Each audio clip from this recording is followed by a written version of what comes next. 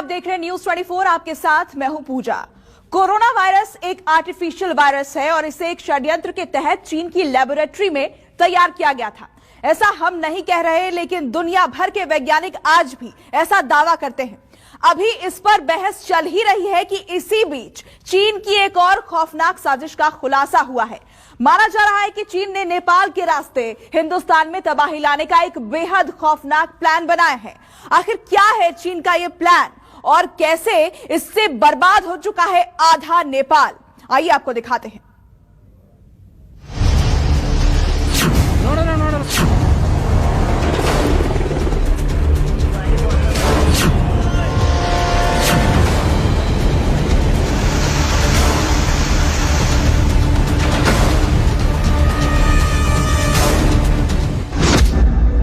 Jinping का वो hydro plan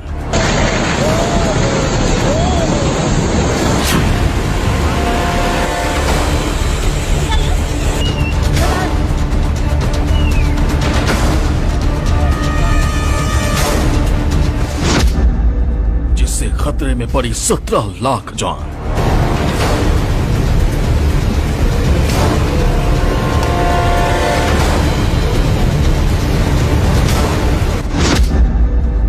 dragon की साजिश का सेंटर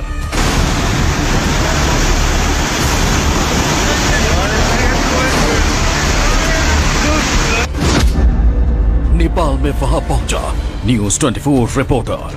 ग्राउंड जीरो की रिपोर्टिंग करने पहुंची है न्यूज 24 नेपाल।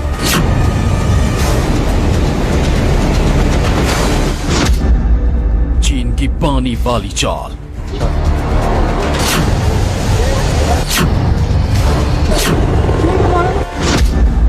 आज सीधे नेपाल से पूरा हाल। अभी हम मौजूद हैं नेपाल के म्यागदी और नारायणी नदी के खोला में। कहीं बिखर गया आशियाना, कहीं बह गई गाड़ियां,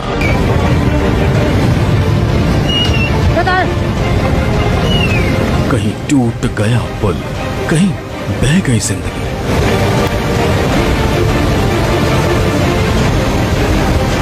तबाह हो चुका है नेपाल, बर्बाद हो चुका है नेपाल, विनाश की कगार पर पहुंच चुका है नेपाल।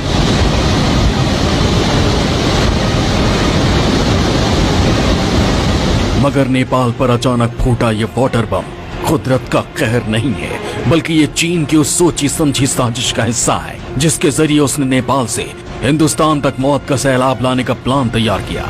इसी साजिश को बेपर्दा करने के लिए न्यूज 24 की टीम नेपाल के उस इलाकों तक पहुंची, जहां इन दिनों बाढ़ की शक्ल अख्तियार कर मौत ने तांडव मचा रखा है। यह बाढ़ आई कहां से, उसी का ग्राउंड रिपोर्टिंग करने के लिए न्यूज 24 की टीम अभी ग्राउंड जीरो पर पहुंची है।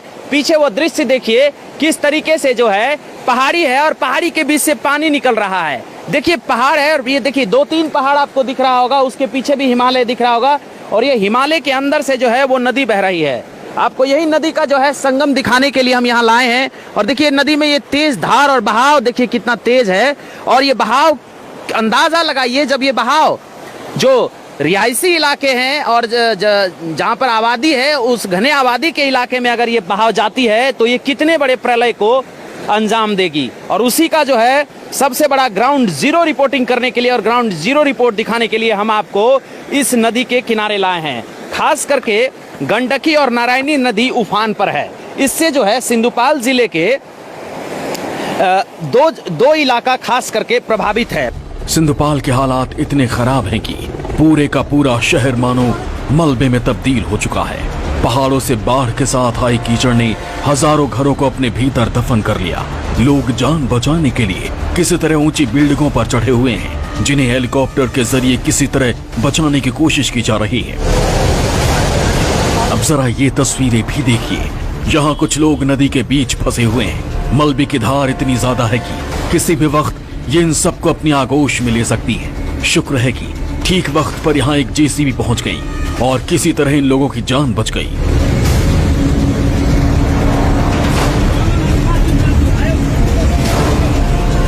इन सब के बीच न्यूज 24 की टीम उस पहाड़ी के थोड़े और करीब पहुंच चुकी है, जहां से चीन ने नेपाल से हिंदुस्तान तक बर्बादी की साजिश रची है। हम कहेंगे कैमरा पर्सन को दिखाने के पीछे जो पहाड़ी है, इसी पहाड़ी से ये पानी आ रही है और देखिए ये पानी कितना भीषण है। इस पानी के उस पार जो है पूरा घर था, सब कुछ था और इस पानी में जो है वो विलीन हो चुका है। स्थिति बहुत भयावह है। इस पूरे इलाके को जो है नेपाल जो सरकार है उसको खाली करा चुकी है, हाई अलर्ट कर चुका है। जनप्रतिनिधियों के द्वारा राहत पहुंचाया जा रहा है, हेलीकॉप्टर से जो है वो सभी रेस्क्यू की जा रही है, जेसीबी की मदद से अंदर के आदमी को जो है वो ऊपर ऊंची स्थानों पे लाया जा रहा है। लेकिन सबसे बड़ी बात तो यह है कि यह पानी आ कहां से रहा है, जिसको जानने के लिए आज पहुंच चुके हैं हम सिंधुपाल जिले के जो पहाड़ी इलाका है उसके कछार में। और देखिए दृश्य पीछे किस तरीके से पहाड़ से यह पानी निकल रहा है और इतनी तेजी और इतना बहाव इसमें तेज है कि ये पूरे जो है सैलाब जैसा बह रहा है, जिसमें घर द्वार आदमी जानवर सब जो है मलबे की तरह इसमें बह रहे हैं। लेकिन सबसे बड़ी बात तो यह है कि यह पानी आ कहां से रहा है। यह पानी जो है वहीं से आ रहा है जहां चीन ने अपना हाइड्रो इलेक्ट्रिक प्रोजेक्ट लगाया है और इस पानी की वजह यह है कि उस जगह भीषण बारिश हो रही है। बारिश की धारा जो है अलग अलग छोटी छोटी नदियों में बांटी हुई थी, लेकिन चीन ने जब हाइड्रो इलेक्ट्रिक प्रोजेक्ट का निर्माण किया तब जो है यह पानी सभी एक जगह लाकर गिराया जा रहा है और अभी वह पानी मॉनसून की वजह से, भीषण बारिश की वजह से अनियंत्रित हो गया, जो कि सबसे पहले नेपाल के सिंधुपाल, रुसवा, इंद्रेनी जैसे जिलों को जो है वो बर्बाद कर रहा है। हम अभी जो है इसी जगह पर आए हैं वही दिखाने के लिए आपको कि किस तरीके से ये सैलाब अब नेपाल के साथ साथ भारत को भी तबाह करेगा। भारत के कुछ इलाकों को यह तबाह कर सकता है। भारत का बिहार और उत्तर प्रदेश खास करके इससे प्रभावित होगा। बिहार के दर्जनों जिले इससे प्रभावित हो सकते हैं। दरअसल नेपाल का सिंधुपाल ही वो इलाका है जहां चीन की मदद से एक प्रोजेक्ट शुरू किया गया। सिंधुपाल में चीन 11 हाइड्रो इलेक्ट्रिक प्रोजेक्ट पर काम कर रहा है। इसमें से 2 का काम लगभग पूरा भी हो चुका है। इस प्रोजेक्ट के लिए चीन ने नेपाल की 11 नदियों का बहाव मोड़ दिया। इससे मानसून शुरू होते ही पहाड़ी नदियों में पानी जमा हो गया, जिसने नेपाल के मैदानी इलाकों में तबाही मचा दी। माना जा रहा है कि ये बाढ़ नेपाल के 18 लाख लोगों को प्रभावित करेगी। न्यूज 24 की टीम अब उस हाइड्रो प्रोजेक्ट के बिल्कुल करीब पहुंच गई, जिसे इस विनाश लीला का एपिसेंटर भी कहा जा रहा है। अभी हम मौजूद हैं नेपाल के म्यागदी और नारायणी नदी के खोला में और ग्राउंड जीरो की रिपोर्टिंग करने पहुंची है न्यूज 24 नेपाल।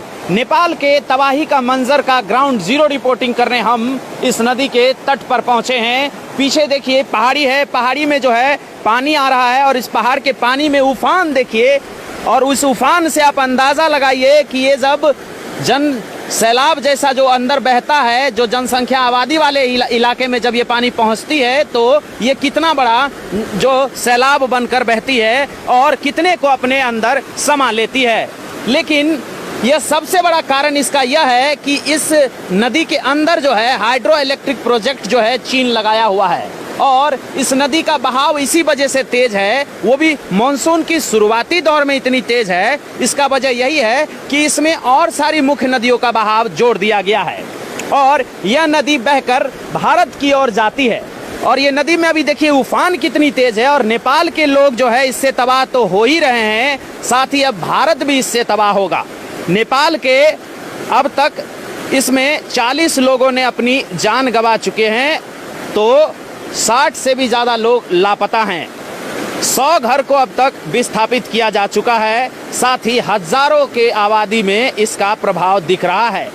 चीन के इस हाइड्रो प्रोजेक्ट की वजह से आई विनाशकारी बाढ़ अब तक कई दर्जन लोगों को अपने साथ बहा चुकी है। सैकड़ों लापता हैं और हजारों इस इंतजार में हैं कि कहीं से कोई मदद आएगी और उनकी जिंदगी बच जाएगी। नेपाल सरकार इस प्रोजेक्ट से हुए तबाही पर मौन बैठी हुई है। जनप्रतिनिधि और आर्म्ड पुलिस फोर्स के द्वारा रेस्क्यू किया जा रहा है जेसीबी और हेलीकॉप्टरों से, लेकिन इससे लोगों के मौत पर मलहम नहीं लगेगा। जब तक इस प्रोजेक्ट को नियंत्रित नहीं किया जाता है तब तक नेपाल ही तबाह होता रहेगा, साथ ही भारत भी इस तबाही का मंजर झेलता रहेगा। कैमरा पर्सन सोनू के साथ मैं अभिषेक मिश्रा, न्यूज 24 नेपाल।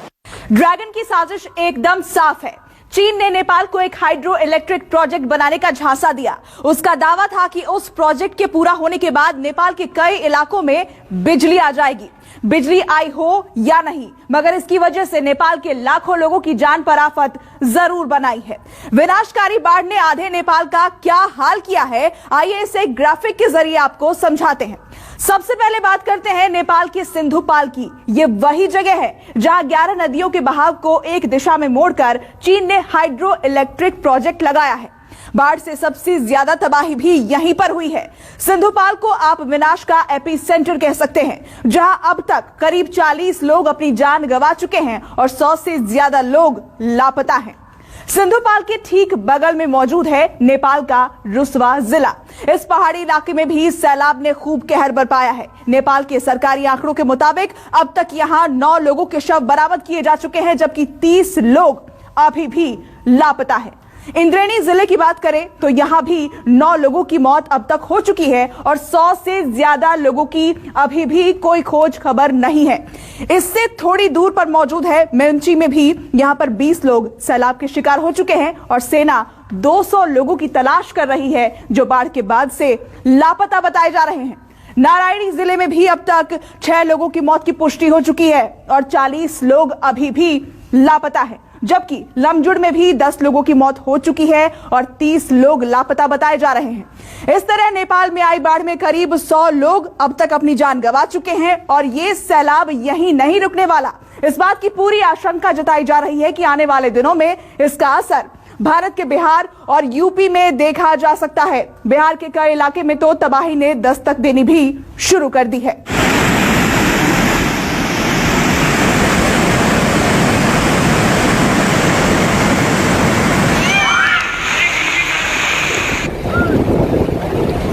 खेत डूब गए, सड़क डूब गई, रास्ते डूब गए, गांव डूब गए और पूरे का पूरा शहर डूब गया। बिहार के पश्चिमी चंपारण और उसके आसपास के जिले में आए सैलाब के हालात इसलिए पैदा हुए क्योंकि विनाशकारी बाढ़ के कहर से जूझ रहे नेपाल ने वाल्मीकि बैराज से करीब 3.5 लाख क्यूसेक पानी डिस्चार्ज कर दिया। नेपाल के रास्ते आए सैलाब से अचानक ही गंडक और उसकी सहायक नदियों ने रौद्र रूप अख्तियार कर लिया और आसपास के इलाकों को डुबो दिया।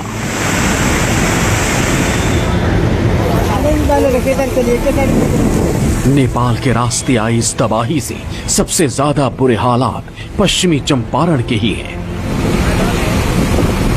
यहाँ कई गांव पूरी तरह जलमग्न हो चुके हैं। गांव को जोड़ने वाली सड़कें और पुलिया तो टूट चुके हैं या फिर पानी में पूरी तरह डूब चुके हैं। इसकी वजह से सैकड़ों घरों में पानी घुस चुका है और लोग जान बचाने के लिए पलायन करने लगे हैं। बैठल बाई से कल शाम 4 बजे से पानी आइल बाटे, सब घर में डूब गइल बा, नल जल चलते नहीं गए। यही पर बैठल वैसे तनका ऊंचा बाटे तो निवास स्थान में हमनी के सब में घर में 2 फुट 1.5 फीट सब पानी चल रहा, माल मवेशी सब उस तरह पानी बा, सारा वन भीग गइल बा। नेपाल से आया ये सैलाब पश्चिमी चंपारण में तबाही तो मचा ही रहा है, अब ये इसके आसपास के जिलों में भी तेजी से पैर पसार रहा है। यही वजह है कि कई जिलों में अलर्ट जारी किया गया है।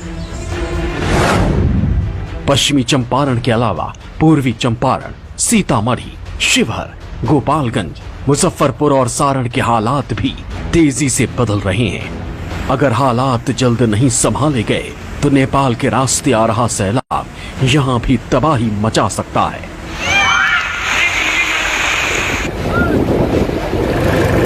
पिछले कई सालों में ऐसा पहली बार है जब जून के महीने में इन इलाकों में बाढ़ के ऐसे हालात देखने को मिल रहे हैं। गंडक और उसकी सहायक नदियों में आई बाढ़ मोतिहारी तक पहुंच चुकी है। बाढ़ का पानी यहाँ के दर्जनों गांवों के भीतर घुस चुका है। सैलाब के तेज बहाव की वजह से कई सड़कें टूट चुकी हैं और यहाँ के लोगों का संपर्क बाकी दुनिया से कट चुका है। कहीं किसी भी परिस्थिति में आम लोगों को दिक्कत नहीं हो, यही हमारा उद्देश्य है और इसी उद्देश्य के तहत जो है 1-to-1 बात हम लोगों से कर रहे हैं। नेपाल के रास्ते आए सैलाब ने जून में ही बिहार के कई इलाकों को जलमग्न कर दिया। आशंका जताई जा रही है पानी के बढ़ते दबाव को देखते हुए नेपाल जल्द ही कोसी बैराज को भी खोल सकता है। इससे बिहार के दूसरे इलाकों में भी बाढ़ का खतरा पैदा हो जाएगा। अमिताभ ओझा, पूर्वी चंपारण, न्यूज़ 24।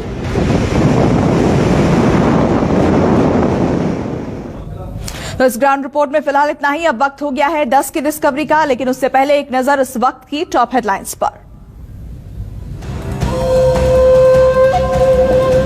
एलजेपी बागी गुट के अध्यक्ष बने पशुपति पारस, कहा भतीजा तानाशाह बन जाएगा तो चाचा क्या करेगा। चिराग का पलटवार, बोले जहां संगठन वहीं पार्टी।